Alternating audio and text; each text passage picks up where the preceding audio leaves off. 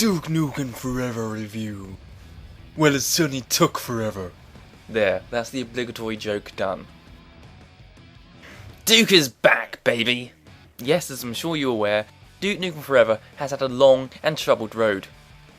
12 years in the making, the butt of many a joke, and finally with the bankruptcy and the lawsuit against the developers 3D Realms, nobody thought this game was ever going to be made. Well, here we are, kicking ass, and still out of gum.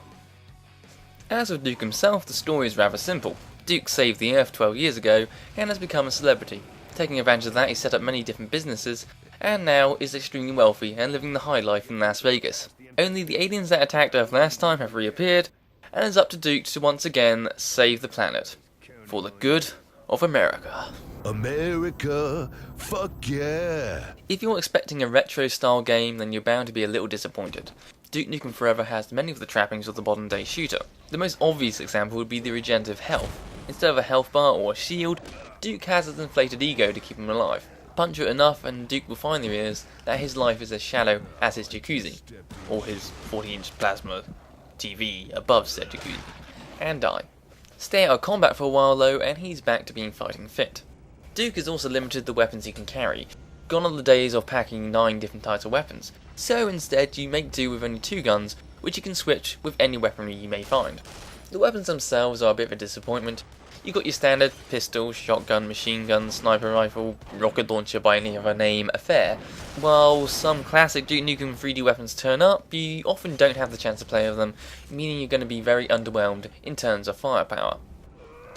Trip mines and pipe bombs are of course back, and are stored like grenades and mapped to the shoulder buttons for easy access, making them extremely useful. Duke Nukem Forever takes a lot of influence from the Half-Life series, and so the game isn't just mindless gunplay. I hate Valve puzzles. You've got several driving sections, underwater levels, turret sections, puzzles to solve, and a couple of levels where you can just muck about.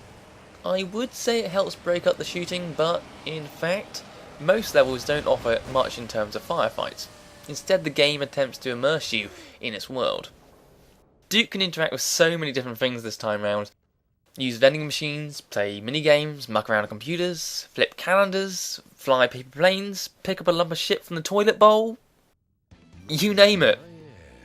It's very clear a lot of effort has gone into creating a truly interactive game. Alas, perhaps the biggest demonstration of this scope are the loading screens. Each time you load a level, you're treated to a nice 40-second long load time. Now that is a long time, especially when you consider each section of the game has only 10 minutes of gameplay.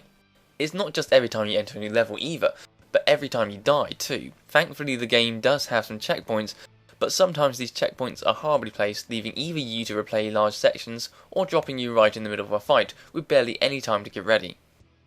This is an actual loading screen. Yep, I'm doing the full one.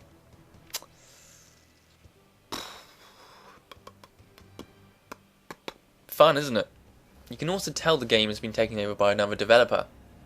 Gearbox, the group that bought the rights to the series, have had a lot to do and not a lot of time to do it, lest they tempt fate and knock the release date back yet again. So there are many times when you'll look at something and think, well, that just isn't finished. Probably the worst offender of this is the massive mothership that fills the entire sky at one section of the game. We're given a nice view of its underside as it floats past like it's a bloody star destroyer, but it's just a grey blob with indistinguishable protrusions popping out every now and again. The graphics problems don't end there either. The pop-up rate is terrible, the character model is wooden, and the frame rate is sporadic at best. Some levels do look good, and some levels do look really bad. Clearly Gearbox just threw in everything that was anywhere near completion close to the end, with little or no polishing. Enemies are pretty dull. You basically got 3 different types of enemies. I know there are more skins in the game with different levels of health, but effectively it's 3. The first one shoot at you with whatever weapon they have, occasionally strafing to avoid fire. The second one run towards you to melee attack, and the final one is the Octobrains, who float around, sucking at objects and firing them back at you. They do go to plenty of effort to keep things interesting, but after the first half, the game has nothing to surprise you. Hell, even 4 out of the 6 bosses are pretty similar, and probably dumber than the standard enemies too. The game does have a multiplayer mode, and trivia fans out there will delight in knowing that this section of the game was developed by yet another dev team, Piranha Games, who were tasked to tack on this to help increase sales. You have 3 modes, deathmatch, single or team, king of the hill, and capture the babe. Reed captures a flag, if you have to spank the flag occasionally to get it to settle down. There are several maps, some based off areas in the main game, others seemingly brand new areas. They're rather small and not that interesting to explore. You gain experience points after every kill, if you win a match, and if you complete any of the multiplayer challenges.